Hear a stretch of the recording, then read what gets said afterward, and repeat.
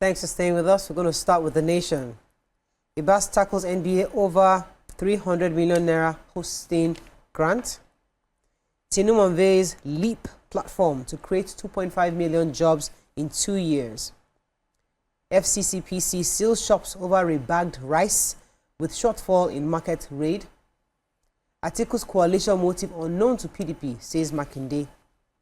Natasha rejects Agbakoba's call for out-of-court deal with Akpabio. Rising cost of living pushes inflation to 23.23%. Indigenous shipping firms get $350 million.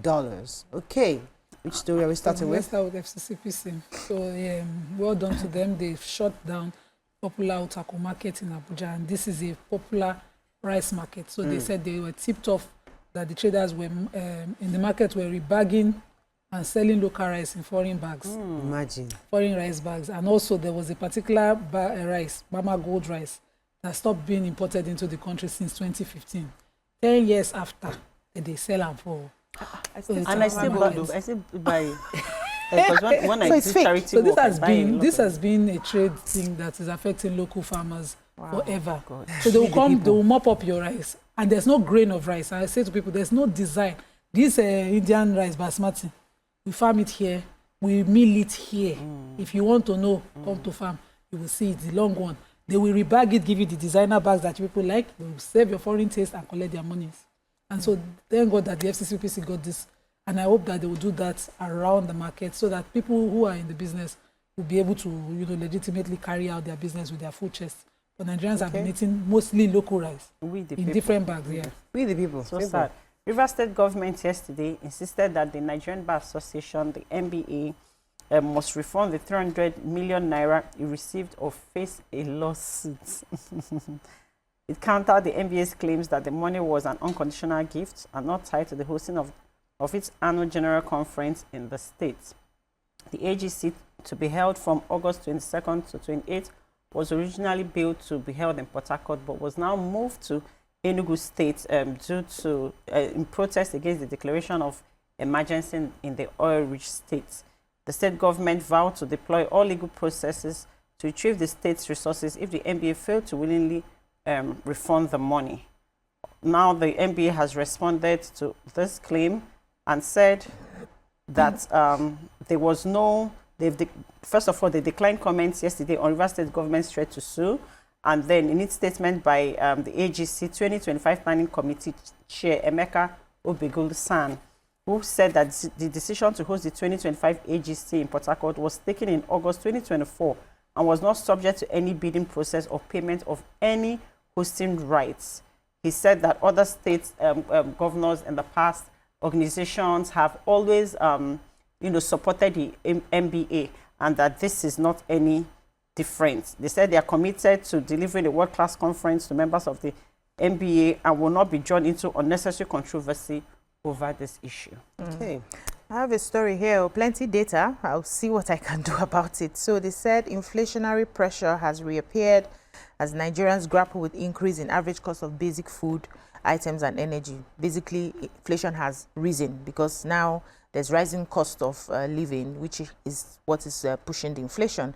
So they said for the first time after the rebasing of the Consumer Price Index, that's the CPI, headline inflation spiked in March to 24.23%, 105 basis points above 23.18% recorded in the previous month. So it went higher from February. The National Bureau of Statistics yesterday also indicated that the rate of increase in the average price level was higher in March than the level in February. We had thanked God that at least it seemed like it was coming down. It's picking up again. Now in January, the MBS updated the weight and price reference periods in calculation of the CPI to make the inflation gauge more reflective of changes in consumption pattern and the economy generally. So they said the rebasing did not only bring the base year closer to the current period from 2009 to 2024, that they also introduced some critical methodology changes to improve the computation process, which now gave them this. I said after rebasing, inflation dropped from 34.80% in the pre-based period of December 2024 to 4.48% in January, and now it seemed like it's going up again. They also cited the crude for Naira fuel issue with the refineries as one of the things that's also making inflation rise. So far, they did not, though they are a report company, they did not tell us how we can reduce the inflation so that Nigerians can live better. But hopefully that's what government should be doing. President Bola Tinubu has launched the Labor, Employment and Empowerment Program, designed to create 2.5 million jobs within the next 2 years. Tinubu said Nigeria was ready to lead in the future of work and prepared the demands of the changing world, to meet the demands of the changing world. The LEAP is a flagship program of the Federal Ministry of Labor and Employment with 6 core pillars comprising of job portal, digital nomads, vocational and entrepreneur programs, Center for Learning Spaces and Digital Academy. Represented by the Vice President Kasim Shettima, he maintained that Nigeria was home to vast opportunities and the youth can actually explore. The President expressed confidence that Nigeria and by extension Africa was prepared to become the world's next destination.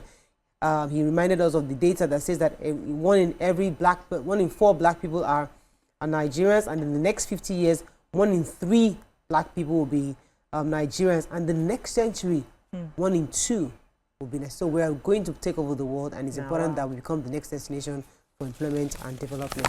Moving on now to Daily Sun very quickly. FG issues 47 refinery licenses, fuel imports plunges by 30 million litres. Anambra Guba, APC set up reconciliation committee. Rivers, Ibas summons Fubara and deputy. Emergency on food security, Ndume Lords Tinubu seeks extension to security and economy. Stop importing mercenaries to destabilize Nigeria, says Okwebolo. And many feared killed in fresh herdsman attack in Benue, 3 corpses recovered. Finally, inflation rises, food prices soar. Let's take one story before the break. Okay, quickly, the Chief Executive Officer of the Nigerian Midstream and Downstream Petroleum Regulatory Authority, Farouk Ahmed, was at the Meet the Press briefing in Abuja on Tuesday, announced that they had granted 47 licenses to establish LTEs and 30 licenses to construct LTCs to, our people to start local refining. And he counted and gave the account of each of the companies who won this bid to get the licenses. He also mentioned that, including the Dangote 650,000 billion barrels per day production, this has, of course, increased local production of petroleum products, which translates to about 30 million litres of petrol being refined locally for the past 8 months in our country. Said from refining about 1.something million daily, we have gone up to about 26-point-something million barrels daily locally. And this, of course, he says is a positive thing, because now we are going to reduce as much as possible our dependency on foreign refined products, petroleum-wise. I hope that this is sustained, because some of the petroleum refining licenses and capacities are within 11,000, 47,000 and all that. But I hope that cumulatively, when they finally do start to produce... This figure is cumulative, right? Yes. This figure he gave, yes. Cumulative. Oh, no, these are just the new licenses, the 47 new licenses. and 30. The existing, So why did they say ones plunges? I thought plunges plunges the dependency on the foreign produced Okay. products, yes. All right.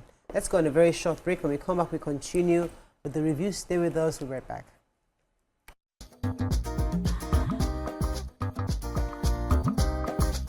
Stay tuned. Your View will be right back.